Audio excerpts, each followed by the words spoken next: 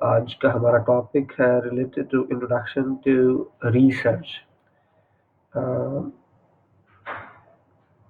मेरा नाम गुलाम मोहम्मद है। मैं असिस्टेंट प्रोफेसर हूँ मोहम्मद अली जिन्ना यूनिवर्सिटी के अंदर।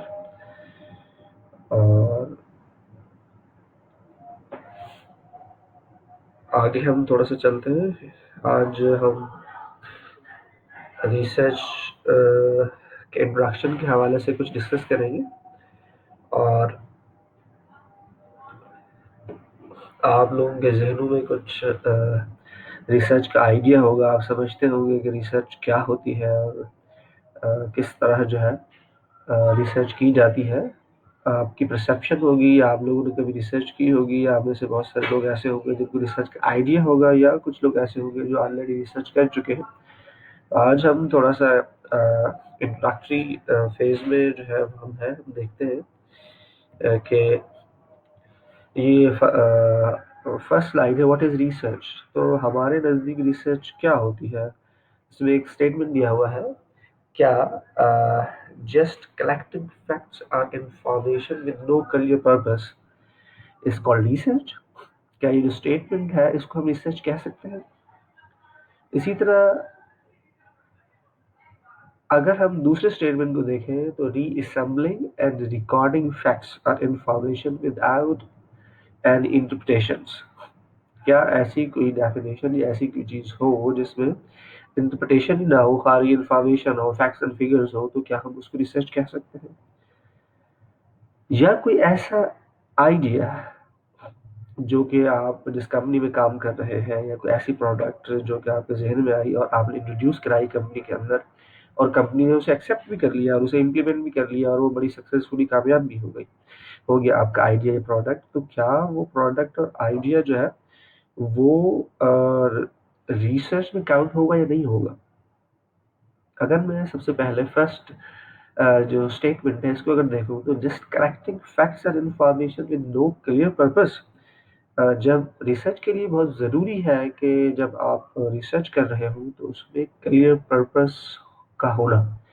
अगर रिसर्च में आपका पर्पस क्लियर नहीं है तो इसका मतलब ये है जो आप रिसर्च करने के लिए जा रहे हैं वो प्रॉपर नहीं होगी। रिसर्च में ज़रूरी है कि आपका पर्पस हो और वो पर्पस बिल्कुल क्लियर होना चाहिए। तो पहली जो स्टेटमेंट है वो रॉन्ग है, क्योंकि इसके अंदर जो पर्पस है ये बताया गया है कि सिर्फ जो है वो फैक्ट्स और इंफॉर्मेशन कलेक्ट करना जो है किसी पर्पस के बगैर इसको रिसर्च कहते हैं। नहीं, मेरे ख्याल में खाली जो है वो फैक्ट्स और फिगर को कलेक्ट करना जो है विदाउट एनी पर्पस उसको हम रिसर्च नहीं कह सकते।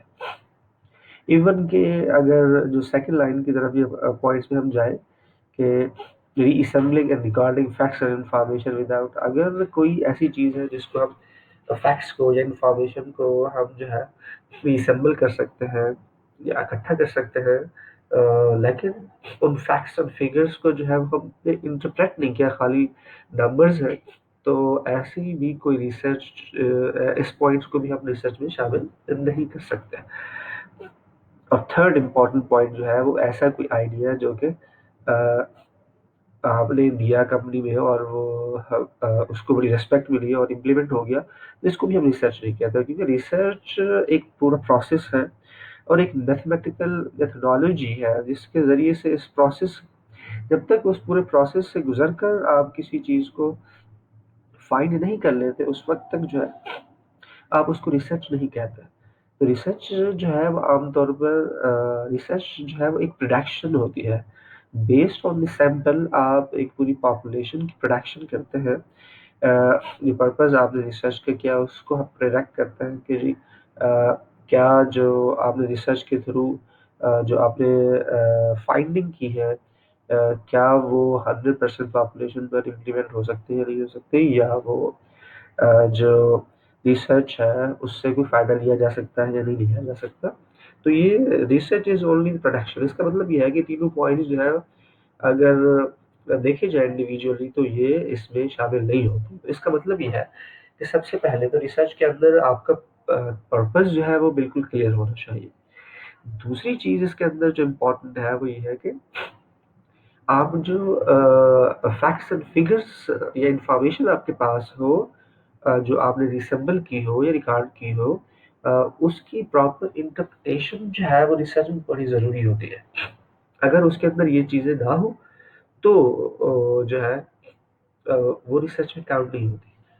और थर्ड, अगर खाली आइडिया जो है इज नॉट रिसर्च। आइडिया एक, उससे आप आइडिया या परसेप्शन आप लेकर उसके ऊपर रिसर्च तो कर सकते हो, फाइनल फाइंडिंग्स में आप जा सकते हैं, लेकिन उस आइडिया को रिसर्च कहना जो है ये ठीक नहीं होगा। तो आइडिया क्लिक करें, तो उसके ऊपर प्रॉपर रिसर्च करें, उसके बाद उसे इम्प्लीमेंट करें और वो फिर सक्सेस हो जाए, तो दैट्स कॉल्ड रिसर्च।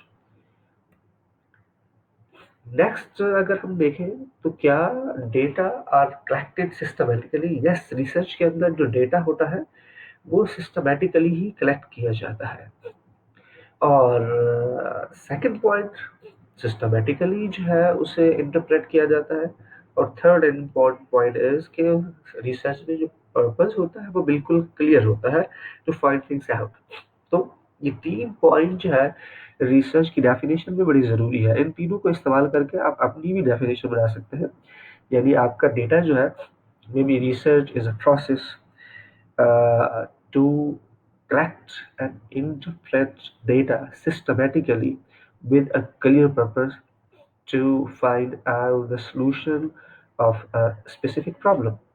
तो ये एक आप डेफिनेशन बना सकते हैं। इस तरह और मुख्तलिफ तरीकों से इसकी डेफिनेशन बन सकती है। तो आपने देखा कि जो रिसर्च होती है उसके अंदर जो है वो हर चीज़ सिस्टमैटिकली होती है, एक प्रोसेस के थ्रू होती है, उसका एक क्लियर पर्पस होता है, उसके बगैर हम रिसर्च नहीं कर सकते हैं। ये कुछ डेफिनेशंस हैं जो मुख्तलिफ बुक्स से ली गई हैं। इस साउंडर की बुक से कुछ डेफिनेशन ली गई है, कुछ मुख्तलिफ इंटरनेट की वेबसाइट से ली गई है, कुछ दूसरी बुक से ली गई है। तो ये देखिए, पहला हमें नज़र आ रहा है कि research is simply the process of finding solutions to a problem after a thorough study and analysis of the situational factors. तो आप एक पूरे प्रोसेस के थ्रू चीज़ों को एनालाइज करते हैं और उन उस प्रोसेस के थ्रू ही किसी प्रॉब्लम के सॉल्यूशंस पर जब जाते हैं, तो तभी आप उसे रिसर्च कहते हैं। ऐसे बहुत सारे प्रॉब्लम्स होते हैं जिसका मैनेजर सॉल्यूशन दे देते हैं, तो वो रिसर्च में काउंट नहीं होते हैं। डेली रूटीन के ऑपरेशनल प्रॉब्लम्स होते हैं या और बहुत सारे क्रिटिकल प्रॉब्लम्स होते हैं जिसका मैनेजर्स कोई सॉल्यूशन देते हैं, तो वो प्रॉपर सॉल्यूशन होता है, वो इम्प्लीमेंट हो जाता है, लेकिन वो मसले का हल भी निकाला था, लेकिन इसको हम रिसर्च नहीं कर सकते। उसके लिए एक थॉरो स्टडी होती है, उसका एनालिसिस होता है, उसके बाद ही हम उसे रिसर्च कह सकते हैं। अगर इसी तरह सेकंड अगर हम देखें तो business research is an organised, is important, organised, systematic, data based, critical, objective scientific inquiry और investigation into a specific problem. तो ये सारी चीज़ें किसी स्पेसिफिक प्रॉब्लम के लिए हो सकते हैं, that undertaken with the purpose of finding answers और सॉल्यूशन टू इट। तो जो प्रॉब्लम है उसमें ये सारी चीज़ें ऑर्गेनाइज्ड वे में और साइंटिफिक इंक्वायरी के ज़रिए जो है आप उस प्रॉब्लम को इन्वेस्टिगेट कर सकते हैं और उनका सॉल्यूशन दे सकते हैं। फर्दर अगर हम देखें तो हमारे पास एक रिसर्च प्रोसेस है। ये रिसर्च प्रोसेस जो यहाँ बताया गया है, ये इसको हम जो है प्रॉपरली अगर हम देखें तो तीन हिस्सों में हम इसे डिवाइड कर सकते हैं। वो यहाँ पे आप देख सकते हैं, ये पहला जो इसके अंदर है, ये जो ब्लू कलर के अंदर आपको नज़र आ रहा है, ये ऑपरेशनल स्टेप्स कहलाते हैं, जो कि यहाँ पे आपको शो है। उसके बाद ये येलो कलर है, जो रिक्वायर्ड थ्योरेटिकल नॉलेज, ये जो है थ्योरेटिकल नॉलेज जो है वो ये रिक्वायर्ड है, जो ये आपको नज़र आ रहा है। उसके बाद ये थर्ड नंबर पे जो है ये है रिक्वायर्ड इंटरमीडिएटरी नॉलेज। तो इसके लिए इंटरमीडिएटरी नॉलेज जो है वो रिक्वायर्ड होता है, जो कि ये सर्कल बने हुए हैं, इसके लिए ये रिक्वायर्ड होता है इंटरमीडिएट नॉलेज। तो ये वो स्टेप्स हैं, अगर हम इसको देखें तो ये ऑपरेशनल स्टेप्स है, जो आपको एरो में की शक्ल में नज़र आ रहा है। जैसा कि नंबर 1 जो है वो आपको नज़र आ रहा है कि फार्मूलेटिंग अ रिसर्च प्रॉब्लम। तो रिसर्च प्रोसेस में सबसे इम्पोर्टेंट पॉइंट जो है, जहाँ से रिसर्च स्टार्ट होती है, वो है फार्मूलेशन ऑफ रिसर्च प्रॉब्लम। कि आपका रिसर्च जो करने के लिए जा रहे हैं उसका एक्चुअल प्रॉब्लम क्या है। For example unemployment rate Pakistan में बहुत ज़्यादा है, तो उस अनएम्प्लॉयमेंट को रेट को कैसे कम किया जा सकता है, इसके ऊपर रिसर्च आप कर सकते हैं। आप देख रहे हैं कि जो पॉवर्टी है वो पाकिस्तान में बहुत इंक्रीज़ हो रही है। उसके ऊपर आप देख सकते हैं कि इस प्रॉब्लम को कैसे सॉल्व कर सकते हैं। इसी तरह अगर आप और चीज़ों को देखें तो कंपनी जो है वो सस्टेनेबिलिटी की तरफ जो है वो बढ़ रही है। लेकिन सस्टेनेबिलिटी जो एडवांटेज है उसको सस्टेनेबल रखना जो है वो कंपनीज़ के लिए बहुत मुश्किल है। तो इसके ऊपर रिसर्च करके आप कुछ सजेशन दे सकते हैं कि किस किस तरह जो है वो सस्टेन कर सकते हैं अपने एडवांटेजेस को। तो ये कुछ प्रॉब्लम्स हैं जिनसे आप जो है जिनको आपने प्रॉपर्ली फ़ॉर्मूलेट करना होता है। और इन प्रॉब्लम्स के को फ़ॉर्मूलेट करने के लिए ज़रूरी ये है कि वो जो प्रॉब्लम की स्टेटमेंट आपने बनाई है, उसको जो है साइट भी करें। साइट करने का मतलब ये है कि वो पहले किसी रिसर्चर ने बताया हो कि ये प्रॉब्लम है और इस प्रॉब्लम को सॉल्व होना चाहिए। तो आप उसको साइट करके बता सकते हैं कि ये सिर्फ़ मैं नहीं सोच रहा बल्कि उसके अलावा जो और रिसर्चर हैं वो भी ये सोच रहे हैं कि ये प्रॉब्लम है जिसका सॉल्यूशन अभी तक नहीं मिला।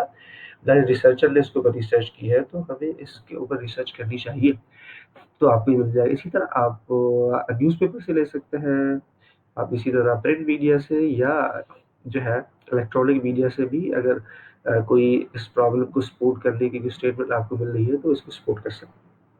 इसी तरह प्रॉब्लम स्टेटमेंट इनके अंदर significance of the problem is very very important कि ये जो प्रॉब्लम आप सॉल्व करने के लिए जा रहे हैं, ये सिग्निफिकेंट कितना है, कितना इंपॉर्टेंट है। अगर ये प्रॉब्लम हल नहीं हुआ, सॉल्व नहीं हुआ, तो ये किस तरह जो है कंट्री को डैमेज कर सकता है, या किस तरह किसी इंडस्ट्री को डैमेज कर सकता है, या किस तरह जो है किसी सोसाइटी के ऊपर इम्पैक्ट डाल सकता है। तो जिस प्रॉब्लम का जितना ज़्यादा इम्पैक्ट होगा, उतना ही वो इम्पोर्टेंट प्रॉब्लम होगा। इसलिए तो इसको देखना, सिग्निफिकेंस को देखना बड़ा ज़रूरी है और उसे डिस्कस करना प्रॉब्लम स्टेटमेंट के अंदर ये बहुत ज़्यादा ज़रूरी है। इसी की बेस पर जो है steps in formulating research problems, तो ये देखिए ये आपको हमें ये सीखना होगा फॉर्मुलेशन प्रॉब्लम को सॉल्व करने के लिए, प्रॉब्लम को करने के लिए कि प्रॉब्लम को फॉर्मुलेट करने के लिए कौन-कौन से स्टेप्स होते हैं। इसको जो है वो आपने सीखना होगा। अभी तो हम इनिशियल स्टेज पर हैं, तो अभी मैं आपको नहीं बताऊँगा, लेकिन अगर आप जो है प्रॉब्लम स्टेटमेंट को फॉर्मुलेट करना चाह रहे हैं, तो उसके लिए आपको ये सीखना स्टेप्स सीखने होंगे कि किस तरह आप रिसर्च प्रॉब्लम को जो है फॉर्मुलेट कर सकते हैं। मैंने थोड़ा-सा बताया है किस तरह उसे लिख सकते हैं, लेकिन इसको डिटेल में हम बाद में पढ़ेंगे और आप चाहें तो खुद भी इसको देख सकते हैं। और जो चीज़ इसमें देखनी होती है वो ये होता है कि वेरिएबल्स कौन से आप इस्तेमाल कर रहे हैं या हाइपोथेसिस क्या होते हैं जो कि इसमें आपकी मदद करेंगे। और इसके लिए जो सबसे इम्पोर्टेंट चीज़ है इसको फॉर्मुलेट करने के लिए वो है लिटरेचर रिव्यू। जब तक आप प्रॉपर लिटरेचर को रिव्यू नहीं करते हैं उस वक़्त तक जो है आप किसी भी प्रॉब्लम को फॉर्मुलेट करने में बहुत आपको मुश्किल होगा। तो इसलिए आपको पहले उस प्रॉब्लम को फॉर्मुलेट करने के लिए आपको पहले जो है वो लिटरेचर का रिव्यू करना होगा। इसी तरह अगर मैं अ, सेकंड स्टेप्स के ऊपर जाऊँ तो ये रिसर्च डिज़ाइन है कि आप किस तरह जो है वो स्टडी डिज़ाइन बनाएँगे, रिसर्च मेथोडोलॉजी क्या होगी आपकी, इंडक्टिव अप्रोच होगी, डिडक्टिव अप्रोच होगी, क्वालिटेटिव स्टडी होगी, क्वालिटेटिव स्टडी होगी, प्राइमरी डेटा इसमें इस्तेमाल किया जाएगा, सेकेंडरी डेटा इसमें इस्तेमाल किया जाएगा। तो ये पूरी डिस्कशन जो है वो आपने रिसर्च डिज़ाइन के अंदर आप कर रहे होते हैं। तो अगर आपने जब ये सारी चीज़ें कर ली तो फिर आपके पास थर्ड स्टेप आता है कि डेटा कलेक्शन, कि इंस्ट्रूमेंट फॉर डेटा कलेक्शन क्या होगा? क्या आप स्कैनरी डेटा इस्तेमाल करेंगे तो कहाँ से लेंगे? वो वेबसाइट्स कौन-कौन सी होंगी या किसी आप बैलेंस शीट से उठाएँगे किसी कंपनी की, या आप कराची स्टॉक एक्सचेंज से लेंगे या स्टेट बैंक की वेबसाइट से उठाएँगे अगर स्कैनरी डेटा है। प्राइमरी डेटा है तो उसके लिए क्वेश्चन है कि आप खुद डेवलप करेंगे या कि उसकी डेवलपमेंट के लिए ये ऑलरेडी किसी का डेवलप किया हुआ क्वेश्चनर जो है वो उसको अडॉप्ट करेंगे। तो ये पूरा आपको बताना पड़ेगा। फिर उसके बाद जो नेक्स्ट हाँ, तो इसके लिए जब आप इंस्ट्रूमेंट खुद से बनाते हैं किसी को तो उसकी इंस्ट्रूमेंट की वैलिडिटी और रिलायबिलिटी जो है उसको देखना बड़ा ज़रूरी है कि क्वेश्चन रिलायबल और वैलिड होना चाहिए। जब तक क्वेश्चनर आपका रिलायबल और वैलिड नहीं होगा उस वक़्त तक आप कोई भी प्रॉपर रिसर्च जो है उसे नहीं कर सकते। इसलिए आप एक प्रॉपर वैलिड क्वेश्चनर जो है वो आप डिज़ाइन करें या किसी का अडॉप्ट करें। इसी के अंदर ही methods and tool for data collection जो है ये इसको इसको इंस्ट्रूमेंट भी कहते हैं, इसको टूल फॉर डेटा कलेक्शन भी कहते हैं, इसको क्वेश्चनर भी कहते हैं। उसके बाद अगर हम फोर्थ स्टेप्स पे जाए तो that is selecting a sample. तो सैंपल की सिलेक्शन के लिए बड़ा ज़रूरी है कि आप ये देखें कि आपका जो सैंपल है वो रिप्रेजेंटेटिव होना चाहिए पॉपुलेशन का। इसके बहुत सारे मेथड्स हैं जो कि हम जब मेथोडोलॉजी में पढ़ेंगे तो हम स्टडी करेंगे कि how to select a sample. फिर हमारे पास फिफ्थ स्टेप है जो कि रिसर्च प्रपोजल है। हम रिसर्च प्रपोजल जो है इसमें लिखते हैं। तो रिसर्च प्रपोजल पर अलग से हम डिस्कस करेंगे कैसे होता है और कैसे लिखा जाता है। इसी तरह इसका जो नेक्स्ट स्टेप है वो है कलेक्टिंग द डेटा। जब आप प्रपोजल लिख लेंगे डेटा कलेक्ट करते हैं, फिर उस डेटा को प्रोसेस करते हैं और फिर रिसर्च रिपोर्ट लिखते हैं। इसके साथ साथ ये जो येलो कलर के अंदर जो है बॉक्सेस बने हुए हैं, इनका जो है जैसे सैम्पलिंग के लिए थ्योरी और डिज़ाइन को देखना होगा।